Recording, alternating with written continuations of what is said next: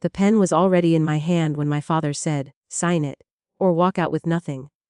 My name was printed under a number so large it didn't feel real. 9,800 Dahlhosend odor. My mother was crying. My sister wouldn't look at me. And my own father was smiling like he had already buried me. I smiled back and asked the lawyer one question.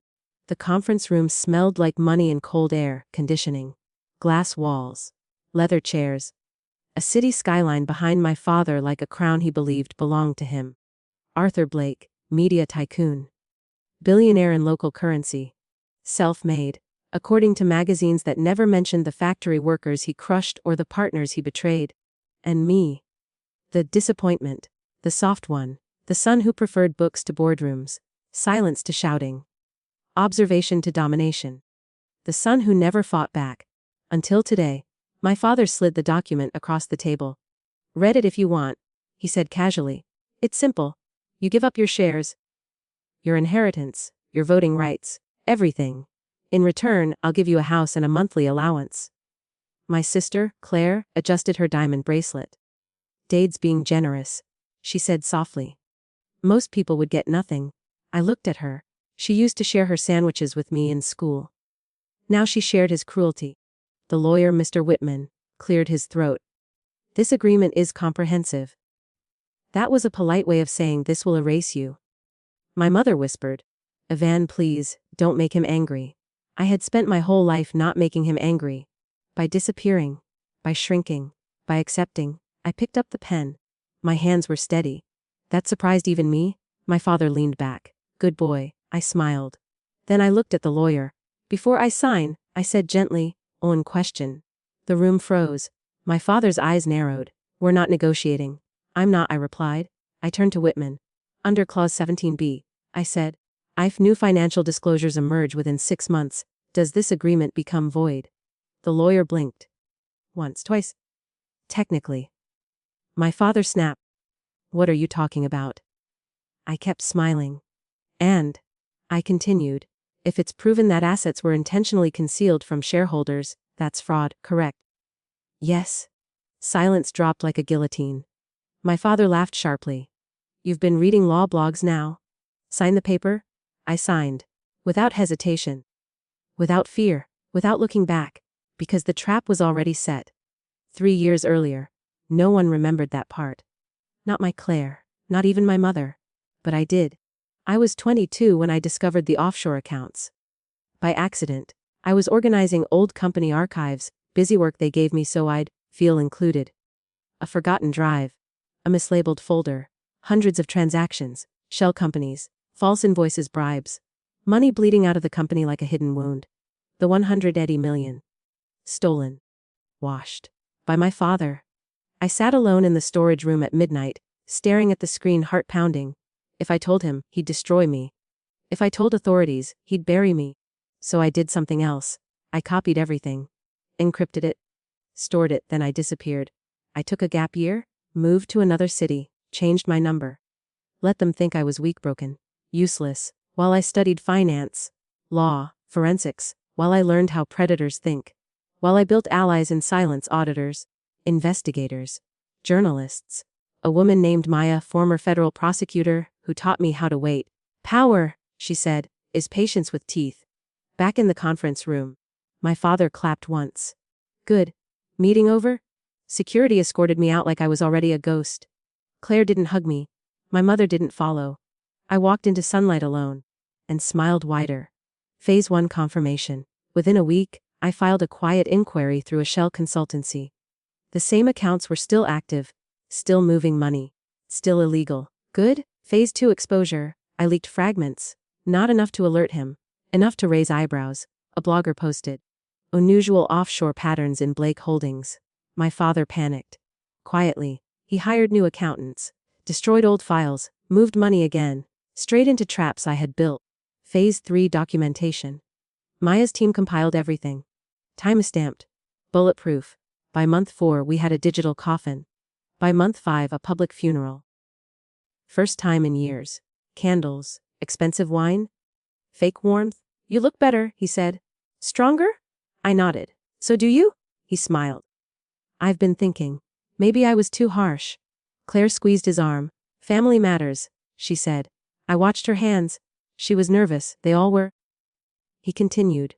We could revisit. I like it, I interrupted. It protects everyone. His smile twitched. 6 months, 2 days. At 9:03 am every major outlet, every screen, every phone. Bilastudio DINGs NDR Federal ANV Stigatio N Farm SV Financial Farid. Emails. Recalls signed orders, his voice, his name, his crimes. Unfiltered, stock collapsed, board resigned, banks froze accounts. FBI walked in. I was sitting in a cafe when I watched him being escorted out of his own building in handcuffs. He looked smaller than I'd ever seen him. For the first time in my life, I felt taller. He called me from jail. One call. I know it was you, he whispered. Fix this. I held the phone. Silent. I'm your father. I finally spoke. You sold me for $9.8 million. Click. The agreement was void. Automatically. Legally. Irreversibly. My shares returned. My voting power restored. But now, everyone else's was gone. The board begged me to take control. Investors trusted me. Employees knew I hadn't stolen from them. I became CEO without campaigning. Without shouting. Without blood on my hands. Just truth. And timing. Claire tried to apologize. Cried in my office. I was scared, she said. He controlled everything. I nodded. And removed her from the company quietly. With severance, no revenge. Just exile. My mother moved abroad, couldn't face the city, couldn't face me. I sent her money. Not forgiveness. Support. They weren't my enemies. They were casualties. 2 years later, I visited my father. Prison visiting room, gray walls, glass divider. He looked old. Empty. You won, he said. No, I replied calmly. I survived. He laughed weakly. You were always so quiet. I thought you were nothing. I leaned closer. That was the plan. He stared, finally understanding. That night, I stood on my penthouse balcony, city lights below, wind against my face. Ram exceldesu to endus di. Titurids of even bilak. I deleted it. Power wasn't in headlines. It was in control. In silence. In knowing you had been underestimated. And using it. They took my voice. I learned to weaponize it. They tried to erase me. I rewrote the system. And when they asked me to sign away my life, I smiled. Because the paper was never my prison. It was their confession. The story didn't end with headlines. It never does. That's what weak people believe. That revenge ends when the villain falls and the hero walks into sunlight. Real revenge is quieter. It lingers. It reshapes the world. And it makes sure the past never rises again. 6 months after my father's conviction, I sat alone in the top floor boardroom of Blake Holdings. My boardroom now. The same glass walls. The same skyline. Different air, different power. No portraits of Arthur Blake. No golden plaques. No monuments to ego. Just clean walls and real numbers. Profit. Salaries. Growth. Maya sat across from me, scrolling through her tablet. You've stabilized the company, she said. Better than anyone expected. They expected me to fail, I replied. She smiled. Of course they did. I stared at the empty chair at the head of the table. For years, that seat had been a throne. Now it was just furniture. Funny how power worked. Any loose ends? I asked. Maya hesitated. One. She slid a file toward me. Claire, my sister had taken her severance and disappeared. Or so I thought. She's been talking, Maya said. To investors. Competitors. Trying to sell stories. I opened the file. Emails. Mess's recorded calls. She claims you manipulated your father. That you planned everything from childhood. I almost laughed. She wants revenge. Maya continued. If she finds the right ear, she could hurt you. I leaned back. Let her talk. Maya raised an eyebrow. That's it. She doesn't have facts, I said. Only bitterness. Silence. Then she nodded. You've learned well? 3 weeks later, Claire made her move. A documentary, streaming platform, sensational title. The son who destroyed his father. Trailers everywhere. Dark music, my photos, my childhood videos. Her tearful interviews. I loved my father, but Evan was always cold, calculating. They painted me as a monster. A mastermind. A sociopath. The internet exploded. Half believed it. Half didn't. Stock dipped. Sponsors hesitated. Reporters flooded my office. Did you manipulate your father? Were you planning this for years? Are you a villain in disguise? I gave no interviews. No statements, no denials, silence again. The oldest weapon. Maya watched the numbers. They're trying to corner you? She said. If public trust drops. It won't, I replied. Why are you so sure? Because I had prepared for this too. Years ago when I copied my father's files, I found something else. Not just fraud. Confessions, private recordings, him talking to partners, laughing, bragging about cheating people, about controlling us, about breaking Evan until he signs, about using Claire, about manipulating my mother. I had never released those. Not out of mercy, out of timing. Timing is everything. The night before the documentary's final episode, I pressed send, one package, to every major outlet, every platform, every journalist. Title: Arthur Blake, unfiltered, unedited, undeniable. His voice: my son is weak. I'll starve him until he obeys. Claire will do whatever I say. My wife cries, but she'll stay. Money fixes everything. By morning, the documentary collapsed. Streaming platform pulled it. Sponsors fled. Claire vanished again. This time for good. The narrative shifted overnight. From evil son to abused survivor. Not that I cared. I didn't need sympathy. I needed truth. A year passed. Then another. Blake Holdings expanded globally. Fair wages. Transparent systems. Profit sharing. We became the company my father pretended to run. People called it the Blake miracle. I called it correction. I slept better. Breathed easier. But ghosts never leave completely. One winter evening, I received a letter. Handwritten. From prison. My father. I hadn't heard from him in 2 years. I almost threw it away. Almost. Then I opened it. Evan, they say I have months left. Cancer.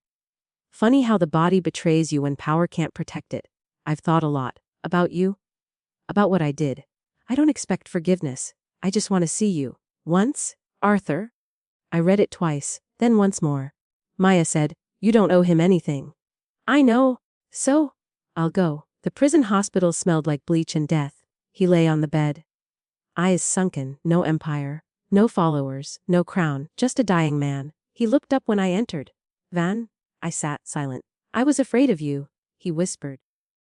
Off me? Yes, he said weakly. You watched, you remembered, you never reacted. That terrified me. I said nothing. I thought breaking you would make me safe. I made you stronger. He coughed. Blood stained the tissue. Do you hate me? I considered the question. I don't feel anything, I said honestly. That hurt him more than anger ever could. I lost everything, he murmured. No, I replied. You gave it away? Tears filled his eyes. I'm sorry, I stood. I know. And left. He died 3 weeks later. At his funeral only a handful came. No cameras. No speeches. No legacy. Just a name on stone. I didn't cry. I didn't smile. I walked away. Complete. 5 years after the agreement. 5 years after the pen. I stood in the same conference room. Different people. Different energy. A young intern handed me a document. Sir, it needs your signature. I glanced at it. Merger approval to $4 billion. Life-changing. I signed without hesitation, without fear, without chains. The intern hesitated. Sir, can I ask something? Yes. How did you become so calm? I looked at the skyline. At the city that once swallowed me. Because I learned, I said quietly, that silence is louder than screaming and patience is stronger than fists. He nodded, didn't fully understand. One day he might. That night, alone in my penthouse, I poured a drink. Not to celebrate. To remember. The boy who sat in that chair, with a pen. With nothing. With everyone against him. And smiled. Not because he was weak. Because he was already winning. They tried to erase me. I archived them. They tried to own me. I outlived them. They thought power was loud. I proved it was quiet. And permanent.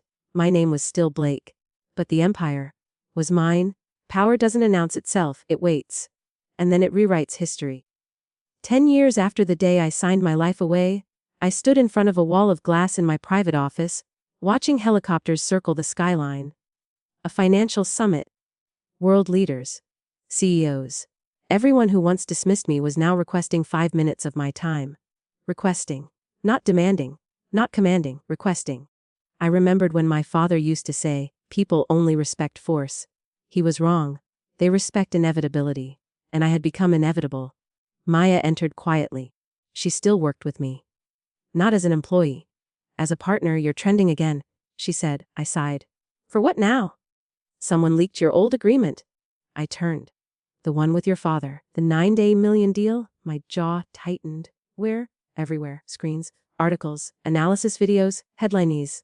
Teach kend at hakir eidekenge. Hagodi sigenergid veh. T must be delbaya vangi, reaquea. They dissected every line, every clause, every move, calling me a genius. A monster. A chess master. They still needed labels. I never wanted fame, I said. I know, Maya replied. But history wants heroes and villains. It doesn't care what you want. I watched the city. Does anyone know who leaked it? She hesitated. I looked at her. Ooh. A former executive. Name. Daniel Hargreave? I froze. Daniel? My father's old right-hand man. The one who taught me accounting when I was 16. The one who slipped me coffee during late nights. The only adult who was ever kind. Why? I asked quietly. He claims you ruined his life, Maya said. After your father fell, he lost everything? I closed my eyes. Collateral damage again. Arrange a meeting? I said. Daniel chose a cheap restaurant. Sticky tables, flickering lights. A place that smelled of regret. He looked smaller, grayer. Defeated. You look successful? He said. You, I replied. He laughed bitterly. They deserve to know? Know what? That you're not innocent. I studied him. I said. I followed orders. So did I replied. Until I didn't. His hands shook. I lost my home, my pension, my family. All because of you. No, I said calmly, because of him. Silence. Then he slammed his fist. You're just like him. That hurt more than I expected. No, I said softly. I'm what he tried to destroy. He stared, tears forming. I was loyal, he whispered. And loyalty to evil is still evil, I replied. I stood. I won't fight you in public. Why? Because history already decided? I left him there. Broken, not by me, by his own choices. The summit was chaos, flashbulbs, crowds, security. I walked through like a shadow. Inside, I met presidents, sheikhs, tech giants. Men who once wouldn't shake my hand. Now stood when I entered. A young billionaire approached. He said nervously. I almost laughed. Inspiration. From pain. Don't follow my path, I told him. Why? Because it costs too much? That night I received another message. Unknown number. Just coordinates. And one line. You forgot something. I recognized the location. The old factory. Where my father started. Where workers lost fingers. Where protests were crushed. Where his empire was born in blood. I went alone. The building was abandoned. Rust. Broken windows. Graffiti. Ghosts. A single light burned inside. I walked in. Claire stood there. Older, harder. Alive. So you're not gone? I said. She smiled thinly. Disappointed. Surprised. I needed to see you, she said. Before I leave forever? Why here? Because this is where he became him, she replied. We stood among ruins. You won, she said. Everyone says so. I didn't compete, I replied. She laughed sadly. I hated you. For years. Because you escaped. I said nothing. I stayed, she continued. And it poisoned me. She handed me a flash drive. What's this? Everything I hid. Accounts. Deals, names. People still using his system. My eyes narrowed. Why give it to me? Because I'm tired, she whispered. And you're the only one who finishes things. Where will you go? Somewhere no one knows my name. I nodded. Good. She paused. Did you ever love him?